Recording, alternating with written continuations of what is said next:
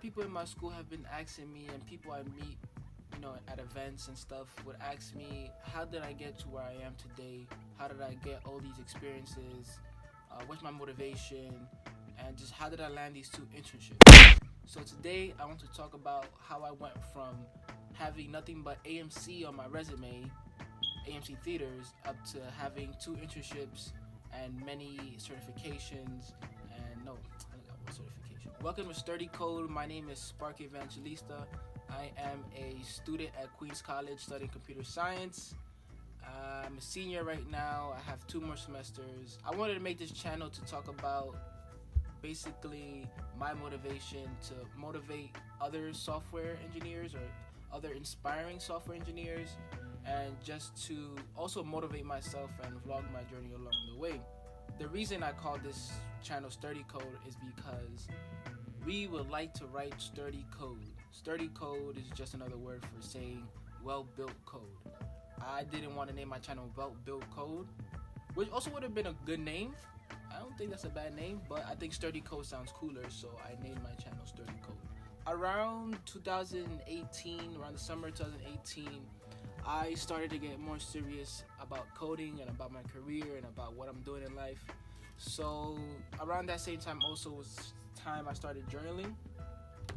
And I told myself, or I wrote to myself and said that I want to accomplish these few things along the way in the next 5 years. And the first thing I wrote was, I want to, what did I say? So I said,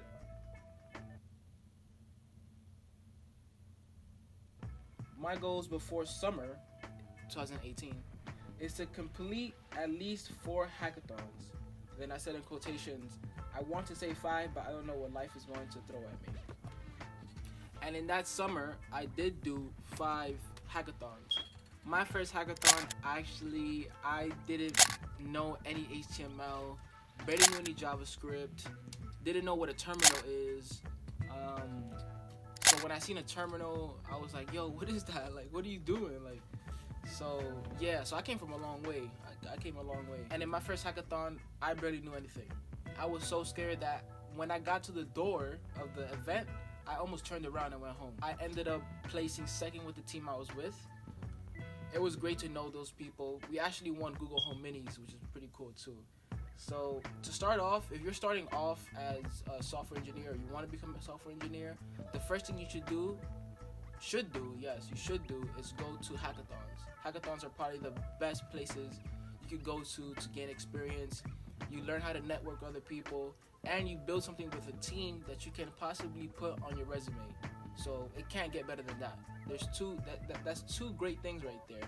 Networking and having a product that you build with a team that you can put on your resume and show to potential employers.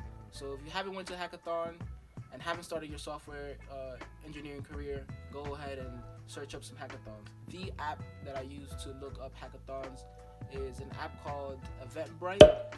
I just search up hackathons, and then I search up where my city is, or I use my location, and you see a list of just hackathons near my location, or I see hackathons near my location. I see the price, time. Some of them are free, some of them aren't, but I find the free ones, of course. If it's your first time, let it be your first time. Half of the people that are there, probably a bit more than half, or half of the people that are there, is their first time even participating in a hackathon. So don't go in there thinking, I'm not gonna have a team. Everybody there is friendly. Everybody's trying to make a team and build something. So go ahead and go to your first hackathon. One other thing that helped me gain experience and allow these employers to look at my resume and say, man, this kid is passionate, man. I think I want this kid to work for us, is joining programs, joining coding programs, joining clubs. I joined 2 CUNY codes at the, I think it was 2018 or the end 2018. Then I joined CUNY Tech Prep. Those 2 CUNY programs really started off my career. They forced me to network, they forced me to learn, they forced me to learn how to learn. How you do that? It really catapulted me to the next level and taught me how to become, or taught me the ways of the software engineer. If you know any programs near you that revolve around coding and programming, Go ahead and check that out. Go ahead and even join. Just do these kind of things that kind of force you to do it and give you a structure to how to network or how to build something with a team. If you don't know of any school programs that you can join, then you can look up clubs in like meetup.com. For example, I did this in the beginning, and I went to meetup.com and I just searched up JavaScript, and then I see JavaScript events like Code and Coffee or Coffee and Code. And there are these just clubs that meet once a week, and these are just developers that just want to network with other people. Mind you how I said network like about 5 times already. I think it's like 5-6 times. That's very important. Network. Somebody with less experience than you might get the job you want just because they know somebody. So go ahead and go do that. So go ahead and go on meetup.com and search up Java, JavaScript, whatever language you prefer, and go to these meetups and clubs and try to make as many meaningful connections as you can. People there are trying to build something that they need help with. Some people are trying to inspire other people, mentor other people. These are all great clubs, and a lot of people don't know about it. It's crazy. One of the other things I did was I tutored people. So I felt as though I was like incompetent to actually be an intern somewhere or be a software developer somewhere. So I decided to tutor. I seen this video on tutoring, programming, and I was like, let me try that out. Let me see what it holds for me. So I did it, and I went to this website called ways.com. I took a test, and that test kind of certified me to teach to other students on that platform. And after that, it helped me with an extra source of income.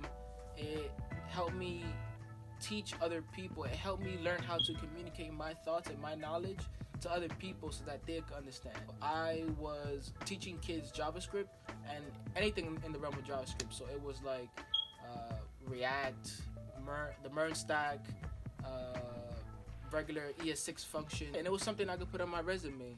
And one employer actually loved that. They seen it as a way of knowing how to communicate to other people so that they can learn something and progress with their coding and progress whatever it is that they wanted to do. Go ahead and try out some tutoring. Maybe you even land your first internship off that. So try that out. Alright? The few things I did to land my first 2 internships, and also now I'm on the way to accepting the offer. If you guys want to know more about the offer I've taken, I'm making a video on that. So if you want to see that, please smash that like button, subscribe, and hit that bell right there, bing, so that you know that I'm making new videos every weekend. Sturdy Codes. I'm out. Raindrops, drop top.